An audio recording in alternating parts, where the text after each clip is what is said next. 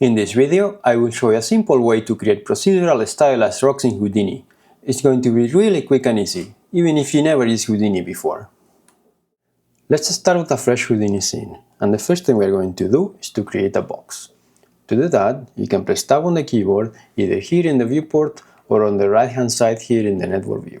So press tab, search for box, put it down, double click to go inside, and here's our box. We obviously need more geometry to work with, so to fix that, press tab, search for subdivide, put it down, connect it to the box, visualize it, change the depth to 5, and this should be plenty of geometry to work with. If you press Shift and W on the keyboard, you can see the wireframe on the mesh. Next, we're going to place a mountain node, so press tab, search for mountain, put it down, connect it to subdivide, and this is already applying a simple noise pattern to the mesh. Now, what we want to do is to change the noise type and the noise pattern from simplex to Wally Cellular F1. And this is immediately creating the basic rock shape.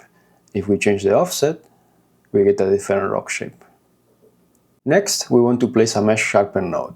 So, press tab, search for mesh sharpen, put it down, connect it to mountain, visualize it, and this is making our rock look more faceted. Now the default settings are too much for me, so I will increase the smoothing iterations to around here, and I will reduce the step size to around here,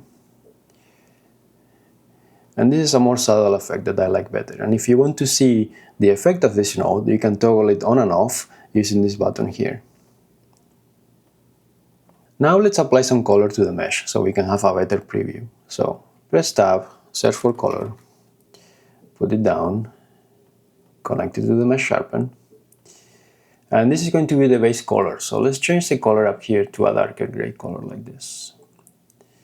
Now we're going to put an edge color node, so press tab, search for edge color, put it down, connect it to the previous color, and this is going to colorize our mesh based on the convexity and concavity. So if we increase the intensity for convex, we will get colors in the edges of the rock.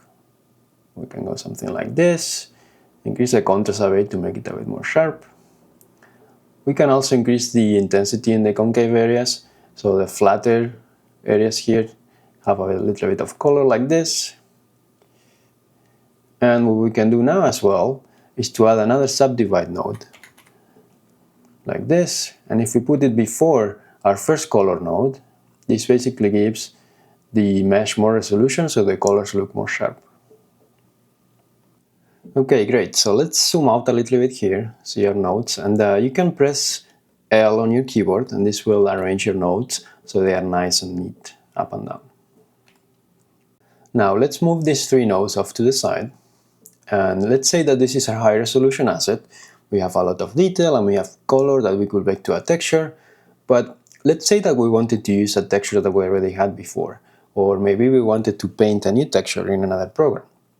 The problem we have at the moment is that this asset doesn't have UVs, because we started from a simple box up here, and this box just doesn't have UVs by default. In fact, if we press spacebar +5 in the viewport, this shows the UV view, and we can see that there is nothing in here. To fix this, you guessed it, you're going to hit tab, you're going to search for UV and wrap, put it down, connect it to the box, visualize it, and we can see our UV shells in here right now. Let's return to the 3D viewport by pressing spacebar +1 on the keyboard, and now we can see that the box has a checkerboard pattern, so this is a preview of what our UVs look like. If you do not see this on your end, you may have to enable this option on the right hand side panel here. Now all we need to do is to connect our UV and wrap to the subdivide node, and then we'll go down the chain of nodes all the way to the mesh sharpen, and now here we have our rock with the UVs. And a quick tip here, when you want to organize your nodes, for example when you add something off to the side like this and it's just not flowing nicely, you can select all your chain of nodes, then hold A on your keyboard and click and drag down. Okay, great, so next problem. Let's say that we are creating this for a mobile game where everything has to be nice and optimized. So if you middle click and hold the mesh sharpen one node, we will see that this has over 6,000 polygons at the moment. And if we press Shift and W on the keyboard, we can see the wireframe, and this is quite dense for such a simple asset, right?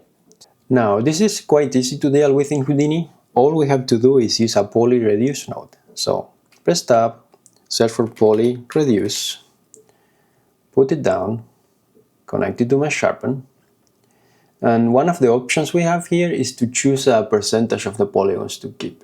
So if we say 10%, that's what we get. We can see in the viewport how the mesh has been reduced. Another option is to choose an output polygon count. Let's say that you have a budget of 500 polygons for this asset, we can do that as well. Okay, nice. So we have a low polygon rock, but we can see that the next issue are actually the UVs. They are quite distorted because we have big checkers over here, smaller checkers over here. The shapes are not nice and square. So to fix that, we can use a new node. So press Tab and search for Remove UV Distortion. And as soon as you connect this and view it, you can see that now all the UVs are nice and square and they are not deformed. To finish, because this is Houdini and everything is procedural, we can simply go back to the mountain node, change the offset, and we can create infinite low poly rocks with undistorted UVs. Alright, that's it for this video. Hope you liked it. Cheers and goodbye.